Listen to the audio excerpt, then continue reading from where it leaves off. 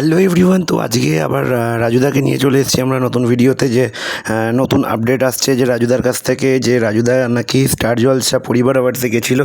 তো সেটা 16ই March broadcast হবে। তো রাজুদা কি বলছে শোনো, চলো শোনা যাক। তো সাম্প্রতিক একটা খুব বড় কাজ করেছি, যেটা রাজুদার পকেট পরোটাকে যারা সাপোর্ট করে যাচ্ছে এতদিন ধরে, যারা ভালোবাসছো, এই ভালোবাসায় আমি অভিভূত হয়েছি এবং আমি খুবই খুশি। তো আমি একটা মহৎ জায়গায় কাজ করেছি, যেটা তোমাদের আশীর্বাদ ছিল বলেই সম্ভব।